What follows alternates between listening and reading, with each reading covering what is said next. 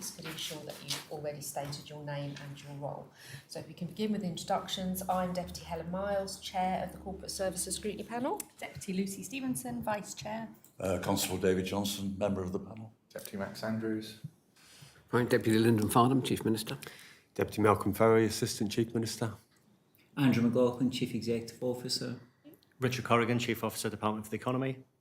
Ian Cope, Chief Statistician. And Paul Wiley, Chief Officer in the Cabinet Office. Lovely, thank you. And I'd just like to draw your attention to the fact that we've got 2 hours scheduled for this hearing. Could I just confirm I'm able to be released to attend this is Deretage? Yeah. I need to be there at 5 to 11. Yeah, Thank you. We might, I'm sure we'll be finished by then. I just wanted to point out that this hearing originally wasn't a quarterly public hearing. It was going to be the hearing about performance management, but due to timetabling and scheduling, we've decided to put this as the quarterly public hearing. So that's why some of the questions at the beginning are more heavily focused on performance, because we've put those in many more than we would normally have done in a routine quarterly hearing. So I'm very grateful that you've brought the Chief Statistician and the Chief Officer of the Cabinet Office here. So first questions from me about performance.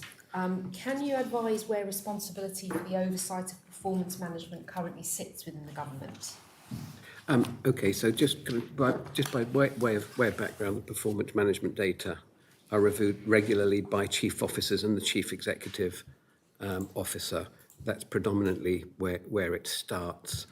Andrew, did you want to just Yeah, I mean, drill a bit deeper? If I understand the question correctly, we place responsibility on the chief officers of departments and the ministers. We don't have, which I think you had within the Cabinet Office a number of years ago, a central team that oversees performance management. Obviously, we rely on centres of excellence, like statistics, for example. We rely on key data sources, such as the data that we have from the Chief People Officer, and that's curated at a departmental level in the first instance, and through obviously objective setting by me and performance management setting by me. So we don't have, and forgive me, I don't recall the names of these specific teams, but I think in the past you had teams collating information centrally. We don't have that resource anymore. So who has strategic oversight of performance management now? But before it was, you had a strategic planning department. Absolutely, that sits within the ELT and me, supported by the same centres of excellence, like Ian to my left, and like the SPPP resource, for example, that we have in the Cabinet Office. So that's where it sits. That's where it sits, and that's reflected in departmental business plans. So obviously reflected in the way that we go about evaluating progress on the CSP and so forth. Okay, we'll come on to that, thank you. There was a 2024 review of Island outcome indicators by Statistics Jersey. Can you tell us how this review has actually impacted on the government's approach to performance management?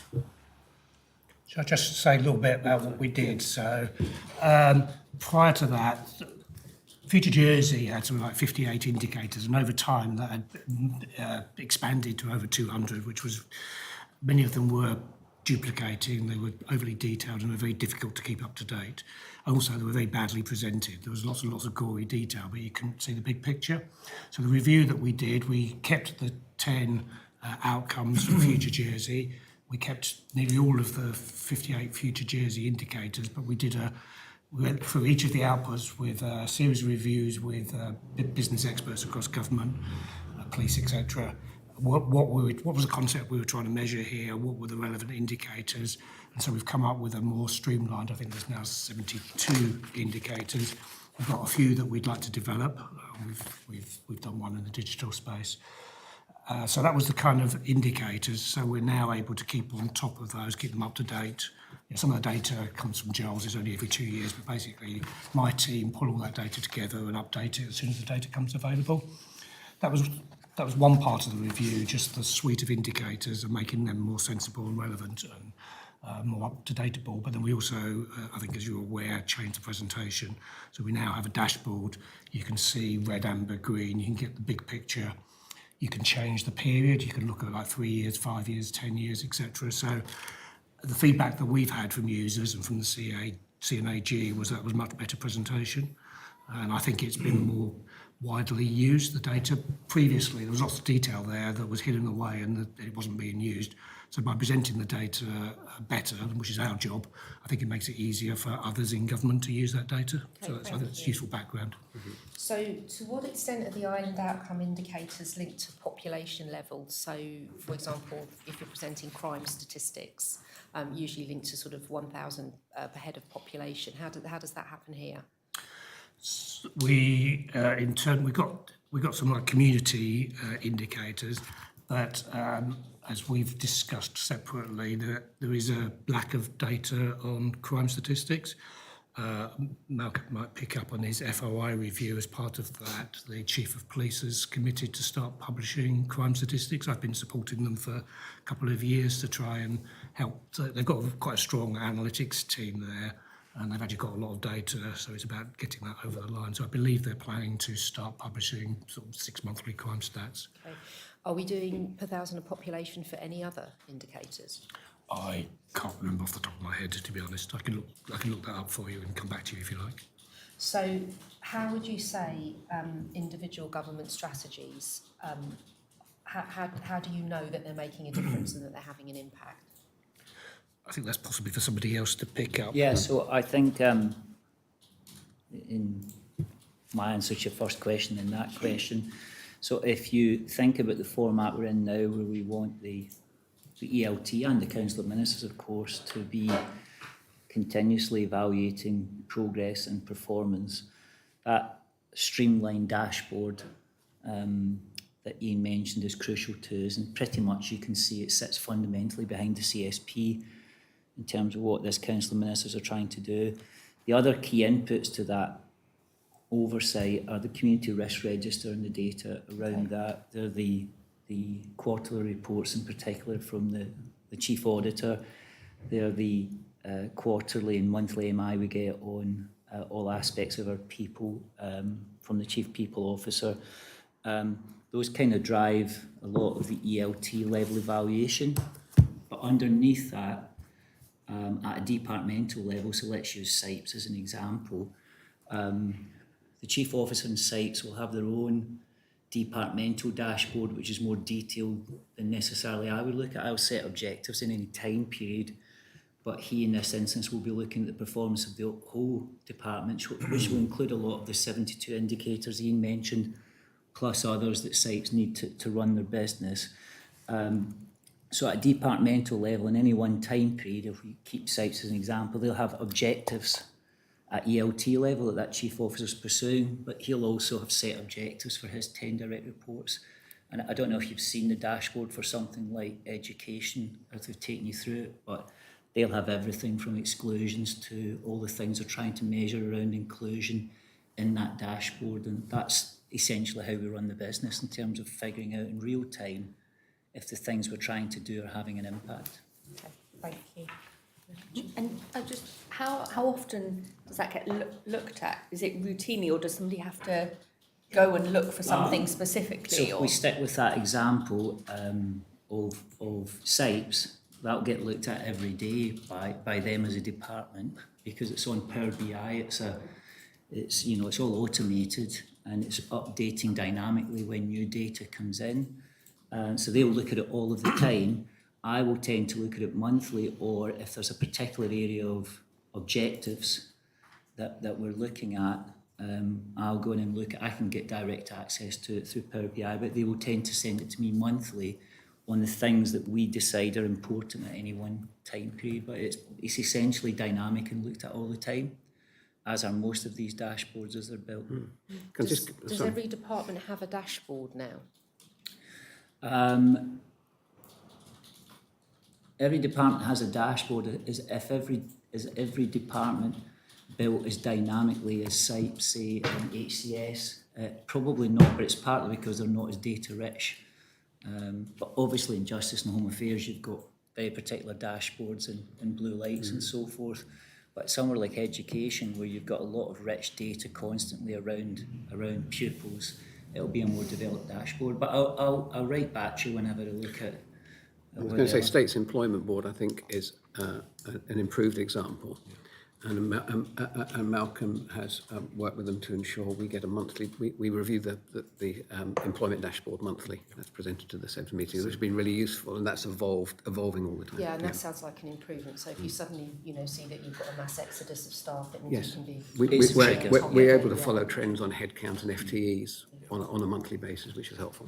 I would say that picking up on those two examples, education and health, they've both got quite strong analytics teams. They've got about 10 or 12 analysts. So they've got more data and they've got more analysts and they're able to present the data. I mean, obviously in my chief statistician role, I have a kind of oversight for them. So they're both quite strong teams. And it's quite another conversation about how we're going to build our analytics team across. Going back to your earlier question, I just looked at the dashboard. So we do have crimes per 1,000 population and fires per 1,000 population. So there are some indicators of that nature. Thank you. And how are ministers then brought into that conversation? Are ministers regularly updated or? Well, I mean, we are, and that is by considering all of that data, that steers the direction of CSP, budget, investing in Jersey programme. So that is, the foundation of decision making. But you have to. The island outcome indicators are useful, but they're longer term. They're longer term trends, but they do shape the key policy decisions. Okay. Yes, so sticking with Future Jersey as well, can you provide your views on the progress of the Future Jersey vision to date since it was published in July 2017?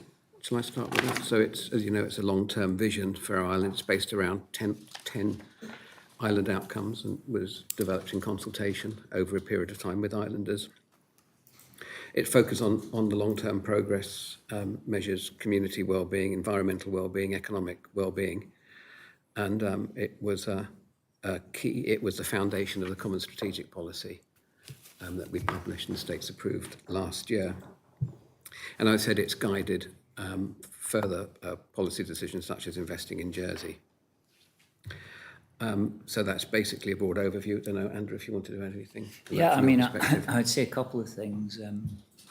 I definitely take my hat off to Ian Skin and the team who developed it, which seems a long time ago now, but I was consulted in a previous role when they were developing that. It might have been 10 years ago now. So I think it stood the test of time very well, given how much has changed.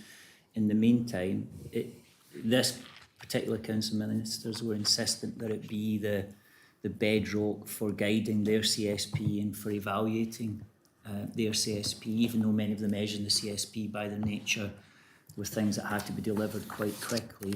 We were very much rooted in the island-wide indicators. So I think it's a document that stood the test of time. I think the question for the next government, not for this one, will be at what point they reevaluate, because when Ian did that work and came to see us all, the global priorities were sustainability, number one, I think economic growth number two, and geopolitical instability number three. I think it's fair to say that the batting order has changed in the last 10 years, so and we can see that most clearly in the difficulties nations are having in dealing with sustainability and affordability and geopolitics at the same time. So I think there's a case to be made for a wise group to look at it maybe next year. But for our purposes, it's been incredibly useful in helping the civil service to work with this government on its CSP. Mm-hmm. So jumping to one of my questions, you've almost read the question plan there, about how the vision may have altered because of global challenges. Are you able to alter it as you go, or does it stay as it is, but you've just got to be mindful of changes and it needs a rework, as you say, in the future? Well, I should let others answer. My own view is that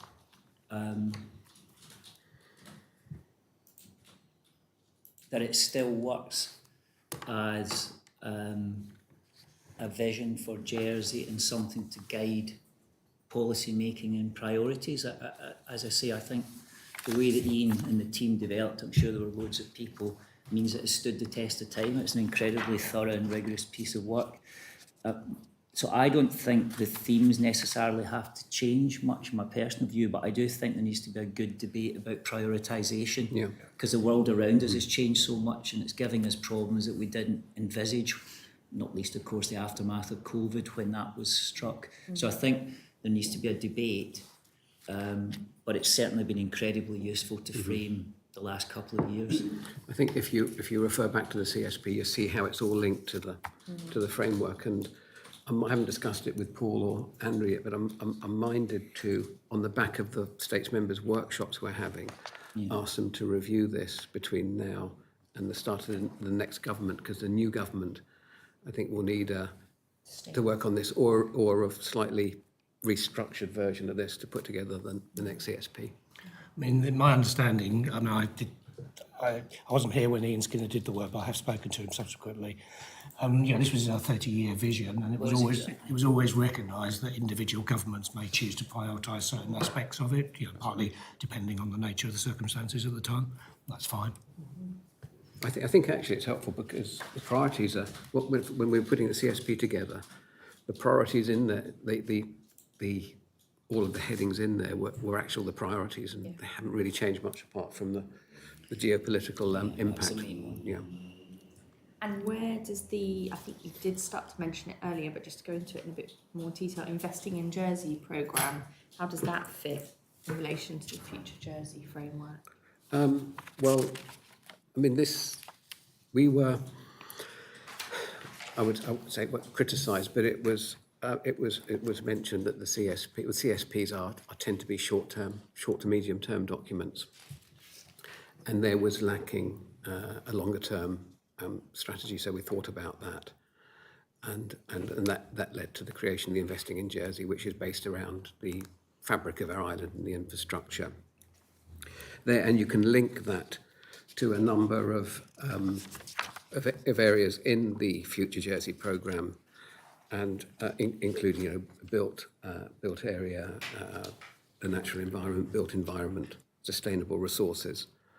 So if you run through that you can see the one of the outcomes is vibrant and inclusive. So we've got indicators there: Jersey as a sporting centre, Jersey as a social centre, Jersey as a cultural centre. So I think that plays into that kind of agenda.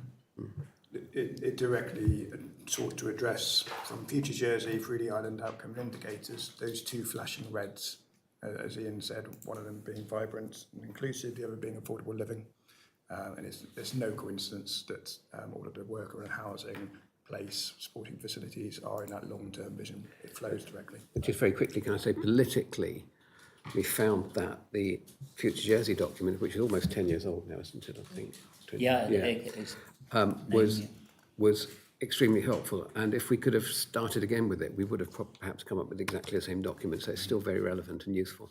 I think the other thing which is important to say about this is again, I don't know whose decision it was, but the decision for Jersey to opt into the OECD Better Life Index, I think, was an inspired one, whoever made it, because it's the best comparative benchmarking we can have of Future Jersey, in my view, and that data has been crucial for this Council of Ministers, and it was crucial in Invest in Jersey, because if you look at that data, while Jersey's absolute position hasn't changed much, its comparative position has declined on what we might describe as the quality of life indicators: disposable income, housing, and the utility of some of its services. And I think Invest in Jersey's, a big part of it is a response to that view that you can't really meet the Future Jersey vision of the infrastructure we've currently got. It will not deliver the quality of life that people need, and we can see that in the OECD data. Again, so I mean, as Andrew was saying, there might be value in some further process, but it hasn't been a priority for us in the short term. Understand that. The Controller and Auditor General made some comments about the Jersey Performance Framework in October last year. and she talked about the outcomes-based accountability methodology, highlighted the Children, Young People, Education and Skills Department, particularly for the Children, Young People's Plan, and said that that approach should be considered across government. So, you know, to what extent is government promoting outcomes-based accountability across your own departments and agencies? Mm-hmm. Yeah, Paul. So what we've sought to do is ensure we are following the island outcomes indicators. As Ian said, some of them are kind of 2, 3, 5 year indicators. So these are long-term changes. Those are the outcomes. We are at the same time measuring the inputs. So the service performance measures are largely inputs in terms of health performance, subs performance. We're trying to kind of performance manage both, and it's the job of the chief officers and the departments and the ministers to be trying to have that kind of short-term focus on the short service performance management in their dashboards, while also be mindful of the trajectory of the island outcome indicators. That's how I see outcome-based accountability. It's making sure that our trajectory is correct on the inputs, so that in 2-5 years' time we're seeing the right outcomes. Mm. I mean, I have a slightly different understanding of the outcomes-based accountability. You know, it's not just how much you're doing, it's the quality of that intervention. Oh, absolutely. And then it's also the key question, actually, who is better off. Yes. So it's not just about the nuts and bolts. And one of the benefits of outcomes-based accountability is that if you're aiming towards an indicator, aiming to you know, improve an outcome, it isn't just government. It actually spreads out into the community. Yes. That's seen very clearly on the Children and Young People's Plan. Yes. So how are you as government engaging with the community using outcomes-based accountability to understand how you need to work in partnerships to deliver those outcomes? Absolutely. So what we're talking about here is the kind of difference between quantitative and qualitative information, and of course that quality service feedback is equally as important. You can see that in kind of in how health is undertaking its own kind of feedback processes within the departments. What I would say is that it's really important that continues. Have you got any formal training programs in outcomes-based accountability to either government or partner agencies? Are you actually delivering training? No, not from the centre. No. Not at all. The commissioning process for agencies like Jersey Jersey Childcare Trust, Yep. Brighter Futures, etc., insists that they're taking an outcomes-based accountability approach in order to continue to receive funding. And certainly they tell us that that is a very useful framework, and it is used broadly across the charitable sector. So how are you using their dashboards? How are you using the information that they give you to understand that you're actually meeting your responsibility in delivering those outcomes? If you're looking for specific examples of how we are managing commissioning and contracts and grants, I would have to write to you on that. But yes, of course, it's important, and it's built into those contracts or because services. it feels that you're asking your partners to take an OBA approach, and yet agencies of government who are also delivering, who are also, because this is a partnership, meeting those outcomes. The training and the development in outcomes-based accountability seems to have stopped across government. So I'm talking about within the central policy. I will have to write you on what training and expertise we have within the commercial and the contract management teams. I feel that there should be some. If I may, Paul, I would say on the, we'll need to write you anyway, but I would say on the 4 departments which are big customer service waterfronts and which have analytical resource within them, which is education, health, I&E and ESH. You can see in those departments, if you take ESH as an example, you can see, I think, what you're looking for. I think the way in which data is collated and drives decision making, the way in which they try to hold relationships in ESH with charities who are partners for them, either because they've chosen to deliver services or because the services they deliver are complementary to the citizens' experience that we're trying to deliver. I think those are much more developed. I can see a very dynamic process in the decision making around what they expect from partners like the ones you've mentioned, for example, going both ways. Both sides don't always agree in that, of course, but going both ways, I can see that in action, and I'll be happy to write to you about that. Whether it's at the level that the Auditor General would like it to be at, I think we're pretty resource constrained in some of the things that she would have us do. But in those departments, in I&E and its relationship with its contractors, in digital services and the way that we're trying to work with the industry around us, in ESH and the way that we're trying to work with our charity partners, and we're taking a stronger approach with those partners, as you know, in terms of the outcomes we'd like to see. In these areas and in health, you've heard ad nauseum about the work that's going on in health through partnership boards and other things. In those areas, I think we're making progress. Whether it meets the expectations of the auditor, I'll need to reflect on and come back to you. Okay, thank you for that answer. In terms of individual department service performance measures and how departments report on sort of short-term performance to deliver sort of an overview of key services, you mentioned earlier that the executive leadership team had a responsibility there. Is performance management a standing item on the agenda for the extended leadership team meetings? For the extended leadership team meetings, Yeah, you mean? ELT. The executive. Oh, for ELT, yes, sorry, for ELT. Sorry, that's sorry. extended, sorry, I should say. Yeah. I know what I meant. Yeah. They are. I mean, we've been focusing, certainly in the recent period, a lot of that discussion around trying to ensure that we support ministers to deliver that CSP as well as the business as usual service has been the real focus of a lot of that performance management in the most recent period. And there's been a particular focus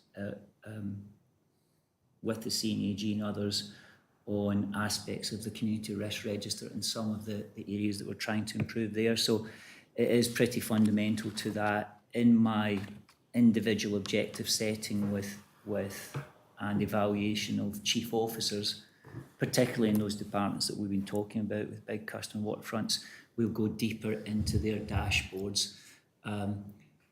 They won't always feature at ELT level, but what we have are deep dives. So we've had SIPES along for a deep dive on their dashboard and the things they're trying to achieve in the department beyond the strategic objectives. We've done the same in health, we've done the same in I&E. And the other thing, which I will get shot for not mentioning, is the other key document that comes into that evaluation is the quarterly complaints and customer experience update from that team in ESH. That's the other thing that we look at quarterly. I mean, we're fortunate that we've got a chief officer with us this morning. I could ask you, how do you measure the performance of your department and how do you feed that through to the executive leadership team? Yeah, so for us, it's essential in delivering the department business plan. So that set out objectives to be delivered. It's harder, I think, to manage policy and legislative development through a dashboard type approach. So you're really looking at stage gates of delivery and when we want to be at certain points around law drafting, around consultations, around lodging and briefing scrutiny and so on. By extension, though, the department has a significant waterfront elsewhere with Jersey Finance, Visit Jersey, Digital Jersey. So we are looking at the management of their outcomes, their business plan. So they will present to us a business plan for funding, say, for 2026. We will look at how that aligns with the indicators for Jersey and the common strategic priorities of the Council of Ministers. Ultimately, the Minister will decide the extent to which that plan can be funded, given wider constraints. And then we will manage the relationship with that organisation around supporting their delivery. But their chief executives are on outcomes-based accountability measures for its visitor numbers or new investment businesses and so on. And that's reported back to the Minister through either half-yearly or quarterly partnership meetings. So how do you know within your department whether what you're doing is complementary to other departments. You know, how do you get at the cross-cutting performance? How do you make decisions about working together to achieve those outcomes if performance isn't a standing item on the ELT agenda? So I think performance is in terms of what's happening in other departments, but I think there's a lot of dialogue that happens underneath. So the Chief Economic Advisor, for example, doesn't have the statutory standing of the Chief Statistician, but the Chief Economic Advisor sits within my department and I line manage Tom. But Tom's a resource that's used across the whole of government for better policy making. So, you know, making sure that Tom is engaged in the right fora to help develop better policy. So the residential tenancy law, providing economic analysis of the impacts of that, that's all done through Tom's team as an example. So they are working together and integrating much better. You'll have seen Deputy Morell's announcement this week around the economy and planning combined hub. Yes. Again, how we work together to get the right economic input into planning applications and decision making. Okay, thank you. That's really helpful. Thank you. I'm afraid it's still me. Just a couple of questions about the proposed budget. Thank you. You published the budget. We will be having separate budget hearings with you. But could you just tell us how the Jersey Performance Framework and the service performance measures and the outcome indicators influenced your decisions around the published budget? The budget 26 basically followed the foundation set out in the 2025 budget, again predicated upon the Common Strategic Policy approved last year, which we've already been through how that was created in line with all of the future outcomes, objectives that are in the future Jersey policy. Could you just repeat the specific? It was just how the outcome indicators influenced the budget. I think I need to turn to Paul for Yes, that. so as we said before, regularly review the community risk register that identified a number of areas that led directly into the budget, so fire service, for example, and children's services. And then you had additional activity flowed from the Investing in Jersey plan, as I mentioned, housing, for regions, public spaces. And then we also went back to the island indicators around kind of affordable living. So the improvements to children's care, childcare, were directly flowed from both the island indicators and also from the CSP. So when you're kind of budget planning, do you use kind of the island indicators as the foundation of building the budget, or do you build the budget and then apply the indicators afterwards and say, yes, that fits that, that fits that? Yeah, no, I see what the question is. I think this year we set off this year for various reasons, trying to limit new growth in the budget, which I think we discussed at an earlier meeting. Obviously, that hasn't happened. But if you look at where growth's been prioritised, it was driven by, I wouldn't say it was driven by Future Jersey, it was driven by island-wide indicators. When we had those debates around the ELT table and then subsequently had similar debates at the COM table, around the ELT table, while we were trying to hold a no-growth stance, various ELT members made it perfectly clear that in the area of island-wide Future Jersey, let's call it community wellbeing, that quadrant has 5 things in it from memory. Those 5 things around community safety, community wellbeing, the ELT felt quite strongly that we had to allocate additional resources, that we had particular challenges in children's services, in fire and safety, in preventative healthcare, aspects of preventative healthcare full stop. And we also had a commitment to try and extend preschool nursery education to 2 and 3-year-olds in particular. And I think as a consequence of that debate, what started off as a aspiration for zero growth very quickly became, we're going to be too far off our community wellbeing aspirations if we don't make additional investment. So that that in part's the biggest driver of the budget that you see before you. Okay, thank you. That's really helpful. Thank you. I've Yeah, finished thank you. talking then. Yeah, a couple of my questions have already been answered. But Chief Minister, I just really wanted to touch on some of the island outcome indicators, and in particular when we're looking at the business environment. I just want to know, what are you and your political executive of ministers doing to boost economic productivity within the economy?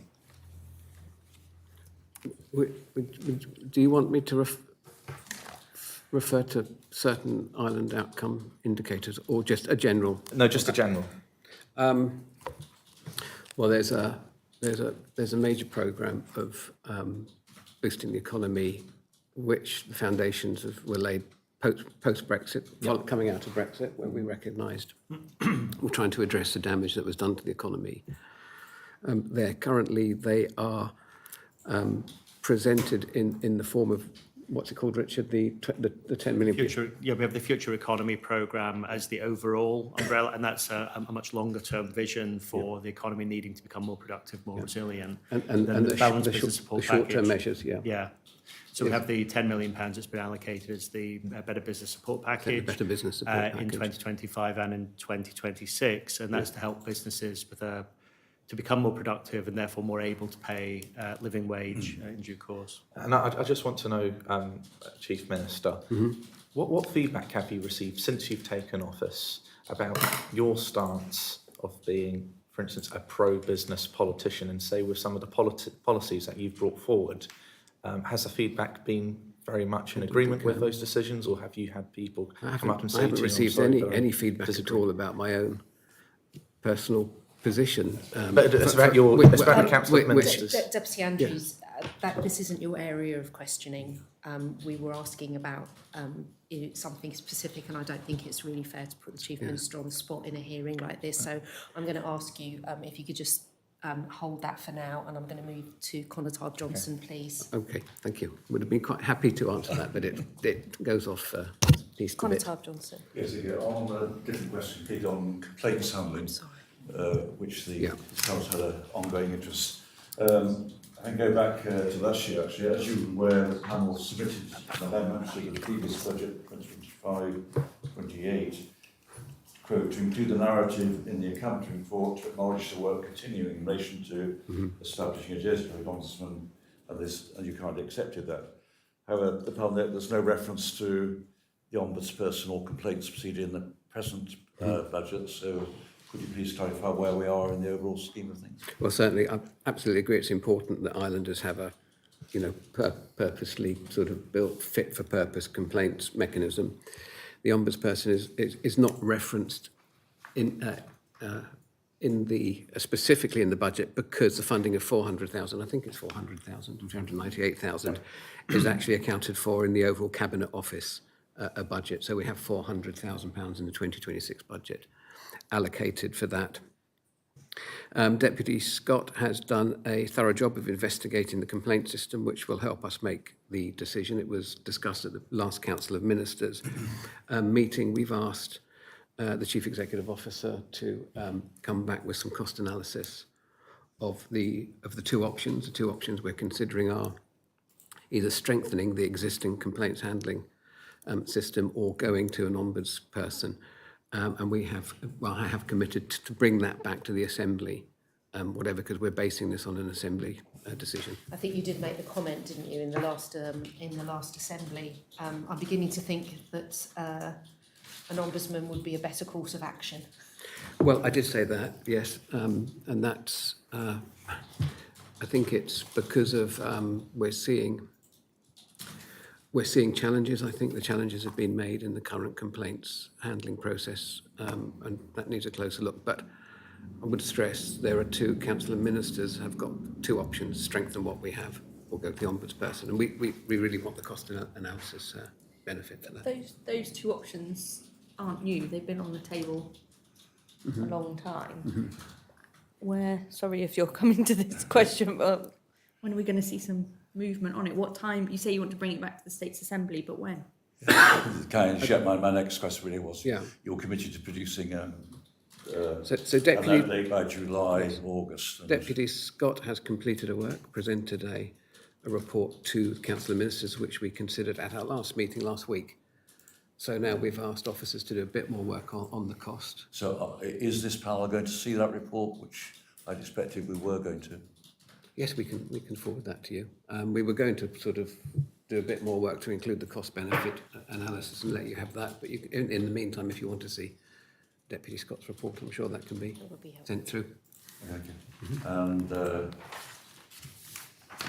Okay. And moving on, you referred to a recent complaint which the Environment Minister had a different view. Can you advise what steps you've taken by government generally to address concerns about the current operation of the 6 Jersey Complaints Panel, or is that being incorporated in Incorporated into this piece of work. Is there any ongoing immediate work to enter dialogue with the Complaints Panel as it is, because there will be ongoing matters?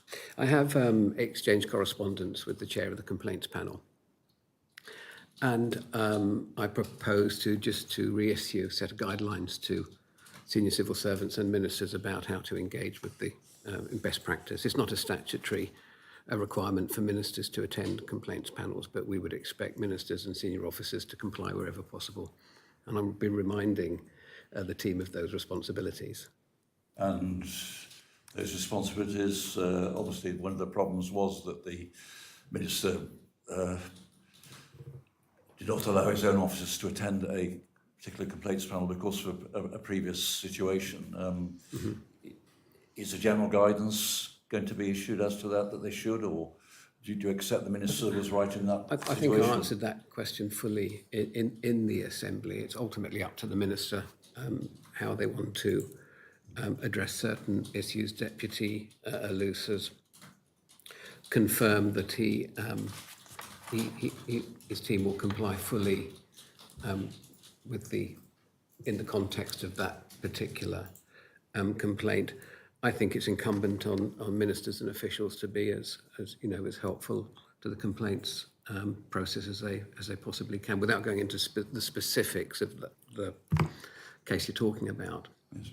I think it's important for managing this and to maintain confidence in the complaints handling system. We all need to cooperate with each other, and that works both ways. 2 general points before I finish this area, if I may. The first is that if government does proceed with an ombudsman process, that's going to take a little while to implement, so the complaints panel will have to continue to run. So there will need to be ongoing engagement with the complaints panel to ensure the immediate efficiency of it. If we decide to go along that route, then there'll have to be we'll work closely with the complaints panel to ensure a smooth transition. Okay. Going back to the ombudsman point, that was really initiated by a report from the Jersey Law Commission. On that occasion, I know funding came elsewhere, but generally speaking, with Law Commission matters, I don't think it's controversial. Are you committed to providing certain funding so they can issue their reports for matters which government do agree should be looked at more closely? Somebody will have to remind me on the process of that. We take it on a case-by-case basis. I'm not aware that they've asked for any more. I think basically, I think there has been concern previously expressed by the Commission as to the availability of funds to carry out the work which they recommend. I do appreciate, obviously, that government through LAP will approve or not approve a particular point, but I think we just wanted some indication that the work of the Commission is valued and funds will be available where appropriate. Yes, of course it is, and I'm not aware of any cases at the moment that funds have been requested and denied. A problem in the past. Okay, no, I completely agree, David, with that. Thank you, Chair. Moving on to the Independent Housing Care Inquiry and the follow-ups there. I think back in July at our quarterly hearing, Chief Minister, you said that government was engaged with care leavers regarding the public apology plaque. Could you please update us on that work and where we're at with the plaque? Malcolm, Yep. So just to set the scene again, we had a form of draft words, and the proposal initially was to install it on PK House opposite. There was some survivors who didn't feel comfortable with that, so we decided to go out to consultation, specifically speaking to survivors and to gauge their views and opinions, because after all, they are the biggest stakeholders in this. So the consultation is open. There has been 44 responses, and it is due to close at the end of September. Following that consultation, we'll then make a decision as to where the plaque should be. And I think the most popular suggestion was it should be at Collet Gardens, in a place to remember, which is a quiet, reflective place where sincere, heartfelt apology was felt might be more appropriate. But we'll see what the outcomes of that consultation is. Thank you. And as part of that, how are you making sure there's diverse views among care leavers and those who work with them and support them? How are you making sure that the views and opinions of those stakeholders are kind of accurately heard and reaching out to make sure everyone's had their say? It's quite, because people have different views on it. So, and it's not necessarily just, you know, the people who feel strongly are maybe going to, you know, be the most vociferous. We need to understand, you know, what the long-term implications are for that, because I think what came across clearly is something on PK House for some people would be something that would be a constant reminder to them. At least somewhere like Collet Gardens, if they want to have that reflective time, then that is a place they can absorb that apology in. Are you actively going out and telling people about the consultation, or We is are, it? yeah, like I say, 40. I know it's not a huge number, but from a consultation point of view, specifically from survivors, 44 is quite a good number, and we've still got a little way to go yet. Thank you. Are there any other areas of ongoing work related to the Jersey Care Inquiry work stream? Yeah. So again, we're still providing peer support and signposting. You know, we're making sure that the care leavers offer is up to scratch and does what it's supposed to do. So there's that ongoing work for care leavers in the past and present to make sure that their experience of government interaction is a good one. And obviously, I think the Ombudsman was one of the recommendations from Yeah. the inquiry as well. So it was as it well. does link to it. It as very well, much doesn't formed it? part Yeah. of that. Yeah, absolutely. Thank you. Right, can we go on to a different matter again? The Arms Length Bodies Oversight Board. A year ago we were informed that this was being created to the view to ensure collaboration between the various ALOs and improve procedures. Could you please give an update as to how often it sits? Has it indeed sat? Because it hadn't last time. And, Well, Paul chairs that. Yes, so, Richard and I both sit on it. We met on the 7th of August, was the last one. More generally, we are taking a close look at our arm's length bodies at present, and as you might know, the Chief Minister has been convening the kind of all states members workshops, and we're having the third of those next week on Friday. Good. And the kind of more general growth of size and remit of arms length bodies will be part of that. So the work that we've been doing, both formally in the LBOB, but also but behind the scenes in this space, is to understand what growth there has been in these functions and present it in a way that is fully understandable. It's a fairly new one. Do you have any results come out of these meetings so far in terms of collaboration and reduced admin maybe? So what we found by going through that process is each arm's length body was largely devised for its own unique purposes. There wasn't an overarching strategy for commissioning out or putting bodies at arm's length. So in the absence of that overarching strategy, you've got a series of ad hoc bodies. Each is responsible to a different accountable officer within the government, and they are further compounded by the fact that some are kind of formal companies with their own chairs and boards and pay systems and digital. Others, which are still classed as arm's length bodies, for example, the Charities Commissioner or the Children's Commissioner or the Care Commission, use the SEB pay scales, the internal digital, etc. So there is a real range of how they operate. And now, therefore, going back to what I was saying in terms of the meeting we're having next week, there's a genuine question, is that correct? Should there be more consistency? But at the moment, they are so disparate that there's a limited ability to provide that central support. Okay, so this is work in progress, and I hope it is obviously that from your further work there will be... Yes, and the Chief Minister will present a lot of this information next week to you on Friday. Thank you. Thank you. Over to you, Dr. Okay, thank you, Chair. Chief Minister, we're just moving on to DFDS regarding the performance / contract. I understand obviously you're treating this situation at the moment as a matter of urgency, and I just want to know what discussions have taken place between yourself and DFDS. Well, firstly, just to reiterate, I've said publicly that I felt DFDS had fallen short of what was expected, and since then I've written to the Chief Executive of DFDS, and we're currently in ongoing discussions with them about how we see improvements to their service. I would remind members that we're always expecting a bumpy start, perhaps not quite this bumpy, but in fairness, this is a 20-year contract. I would think it would take them at least a year to settle into it.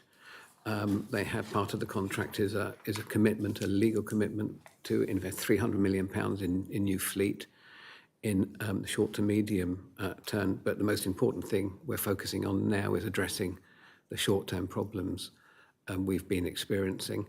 We met with myself and the Minister for Sustainable Economic Development together with Richard Corrigan, met with the DFDS team week before last, I think it was, where we had high-level discussions where we put forward our concerns.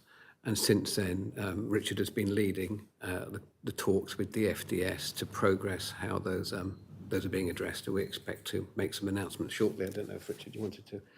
Yeah, so the contract, which you will have seen in wearing a different hat for the Economic and International Affairs Scrutiny Panel, has been fully shared. The Minister for Sustainable Economic Development is committed to publishing a redacted version of that, and alongside that some talking points, because a contract is, no offence to lawyers in the room, is very dry, so we want to bring a little bit of colour to that so the people to promote better understanding. There have been some service challenges, I think it's fair to say. There's been weather disruption, there's been issues at ports, timetables haven't been on sale quickly enough. There are contractual provisions that deal with all of these aspects.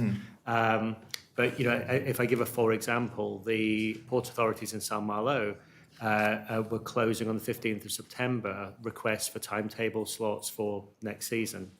They would then work through a deconfliction. Brittany Ferries put those sailings on sale back in May of this year, as far as Guernsey to Saint Malo was concerned. So they've put on sale basically provisional timetables. It's not been approved by the Port Authority.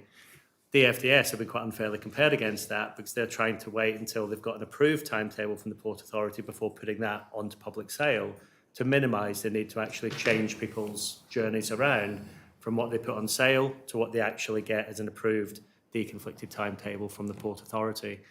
However, in light of public opinion, we've pushed DFDS to publish the timetable, and there has to be an acceptance then more widely that that may move around once a deconflicted timetable comes out from the port itself.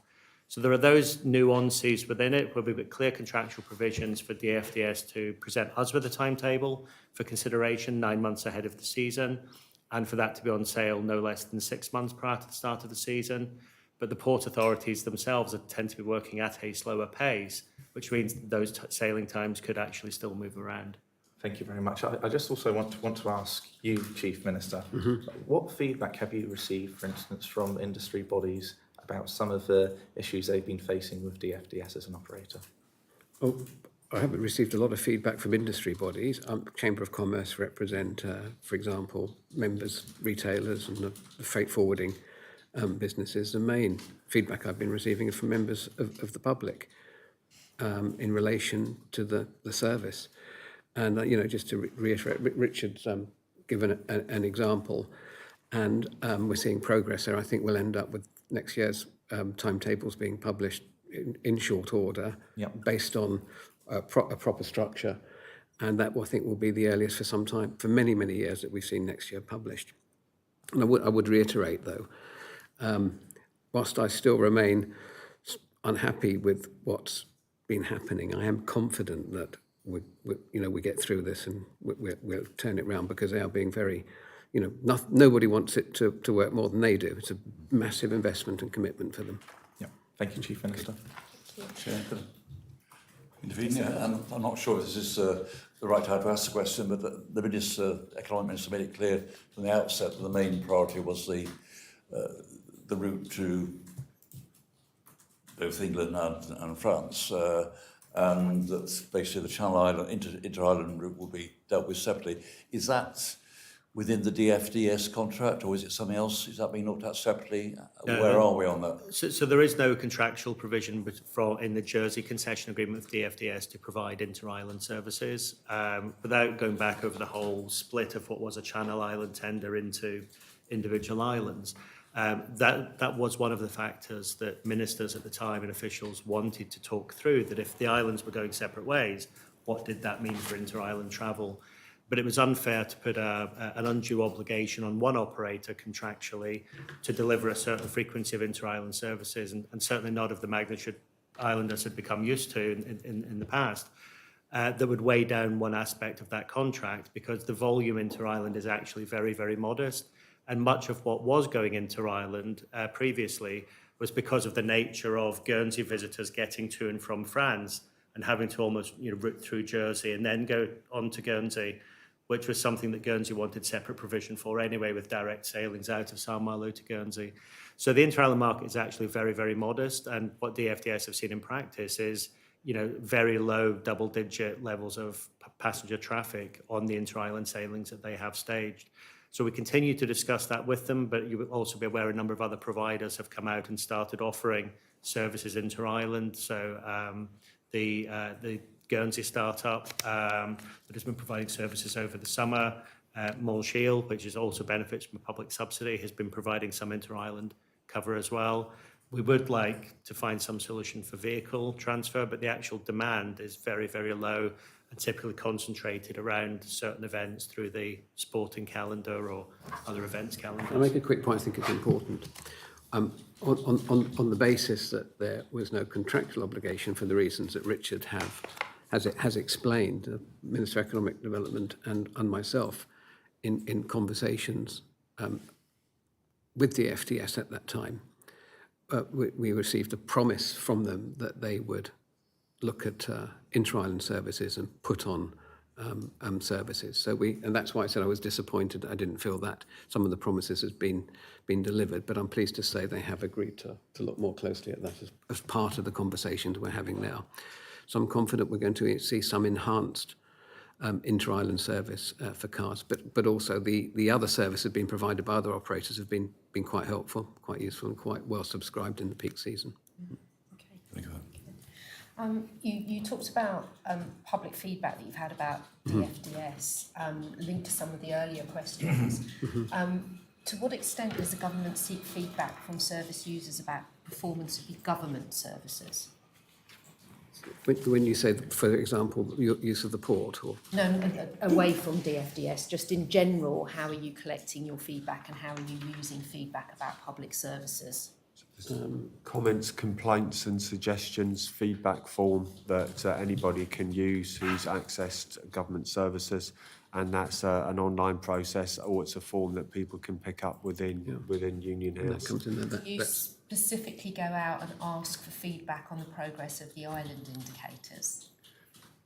That's more to do with someone's experience of dealing with government rather than the island indicators. But in general, through sort of SPPP and Cabinet Office, how are you picking up feedback about the island's general performance? So there's two things. Are we asking about the feedback on how useful those island indicators are, Yeah. or how are we asking about Both. the performance of the whole island? So on the former, no, because they've, as Ian said, they've flowed from a very comprehensive assessment through Future Jersey, and Ian, as kind of chief statistician's more recent review and rationalise them further. I happen to think, as a user, the new infographics and the simplicity of the system is far easier as a user, and hopefully that's replicated elsewhere. But as Deputy Ferrer said, more generally on performance of the island, we have, of course, kind of JOLS and the Jersey Opinion Life Survey, and we have kind of more general kind of feedback that's passed through politicians. But then in the main, we rely on service-specific questionnaires and feedback, which does come into the department. It comes into myself as Chief Officer. It features in our discussions with the Chief Executive in terms of our overall department's performance. Yeah, I mean, in summary, we rely on Ian and his team to give us that picture from the various surveys that take place across the island and the hard data that they collect as well. I think it's a fair point on island-wide indicators. I would see that consultation as being one of the things that we should do if a future government decides to revisit Future Jersey 10 years on, as it were, and check in. But the third thing that we do is, particularly if we're dealing with specific policy areas or consultations, it's really the decision of the Minister and the Chief Officers whether they want to commission specific research. So, for example, Deputy Scott, as part of looking at complaints handling, will have wanted to have engaged the public in their views. But for now, for good or ill, we rely very heavily on the picture that's curated for us by the Chief Statistician and his team from the surveys that run regularly, and of course the OECD, which I mentioned. Okay, thank you. Have you given any consideration to polling? So yes, we through your office, Minister, former Minister, as you might recall, we commissioned 4 insiders, it was, to conduct some polling, and we received that information in very early 2024. When we reviewed it, it was interesting, but it didn't tell us anything we didn't already know. And so, as a kind of balance of taxpayers' spend versus kind of usefulness, we kind of paused it at that point. It has been published, and interestingly, it was picked up by Policy Centre Jersey, and they ran the same methodology at the start of this year, and they may choose to do so again. And from a taxpayer point of view, that's a good thing. So the information is still out there, but it's not taxpayers funding it. Thank you. Just some questions now about the legislative programme, usual questions. Chief Minister, in relation to outstanding areas of legislative programme for the control of housing and work law work stream, can you advise whether any further regulations will be brought forward in respect of the draft control of housing and work law? And if Yes, that's a plan. of these? Yes. Okay. We'll let you have sight. I mean, they're working on them now, and I expect the Minister, I understand the Minister is planning to bring them back prior to the elections next year. And when do you think the appointed day act will be brought before the Assembly? Just before, hopefully January. Hopefully, January. It was January or February. Be definitely before. Okay. Yeah. Assistant Minister, you've been doing some work around freedom of information law. Would you just like to update the panel about where we are with that? Absolutely, thank you. So the interim report was produced at the beginning of this week, and the consultation went live at the same time. Within the first half day, there were 30 responses, so that's pretty good when it comes to consultation in Jersey. So there were people waiting for this. But the report talks about, as Ian mentioned earlier, departments being proactive with the data and the quality of the information that they do produce, and not wait to be asked for that information before producing it, and also making it easily accessible and easily readable for people to pick up on it. So what we're looking to do is to be proactive with our information, and you know the examples are where there's a yearly report, we get regular requesters who put in an FOI just a week before that report is almost a year old because they know it's coming. So we just need to be proactive and make sure that we're getting the information out. The other big part of the consultation, of course, is whether state-owned entities should be included in freedom of information. And of course, arm's length organisations as well. So nothing is out of scope. We're looking at both of those groups and see if how it's going to work and what the feedback is from those stakeholders. I think the early indicators are already that most people would like to see most of the big providers of what we outsource, if you like, come under scope. I think the balance there is how would those organisations manage it? Because in the decade that we've had freedom of information, we've gone from about 60 a year to over 1,000. So we need to make sure that if we do bring them under scope, we give them support for the amount of time that they need it. But I think when you look at it on balance, but for openness and transparency, it's really quite hard to argue against. And would the expectation be that those agencies manage their own FOI? It wouldn't come through the government central? Yeah, so what we would do is in the first few months, we would obviously give them as much support as we could, but long term, we would expect them, because it is their information, they do own it. So we would expect them to be able to have an officer who would be able to manage those requests. And I think maybe with a lot of these entities that we're looking at, there might be times when there would be a lot of activity, and then in the normal scheme of things, there'd be hardly anything. So I don't think they have too much to fear. But for the dialogue that I've had with some of the stakeholders is they are just concerned about how they're going to manage it, and because they don't know the volumes. I'd say, Chair, that those organisations are used to having what's called fractional resource. They already share HR and other things. They don't have FTEs, so they'll probably be in that situation if the cost-benefit analysis says this is merited. Yeah. Thank you. And I think we've just had acknowledgement that there's the Jersey Mutual law being lodged. I think that's the first we've heard about that. So Signed off yesterday. So Give some information we'll about share that. that with you. Yeah, we can do that. Already, sorry about that. because I don't think it wasn't on the legislative programme. I think it was a surprise. So it's more about the governance of that organisation, and it was at their behest, and they devised the law themselves. It's just bringing it up to date, really. It's updated the 1902 law, is it? It's a peculiarity of that particular organisation. It's not standard practice. We'll forward you a copy. So just to add on that we have received, LAP has received presentations on that. Yes. So, Yes, that's right. this Yeah, panel there would be, yeah. hasn't been involved. That's No.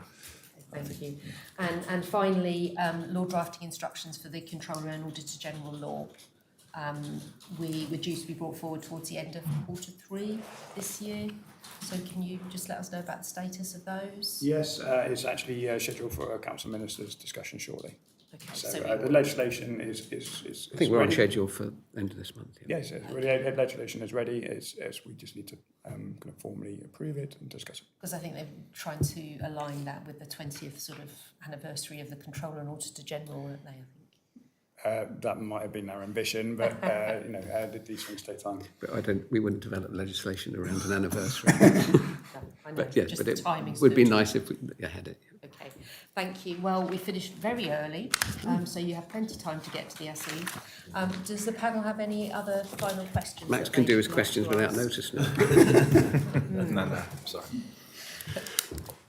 Okay, in that case, I'm going to close the hearing. Thank you, Minister, Assistant Minister, officials for attending our hearing today and addressing our questions. We did pick up a few areas that we will send you a letter and ask you in writing about specific performance issues. So we can now stop the recording.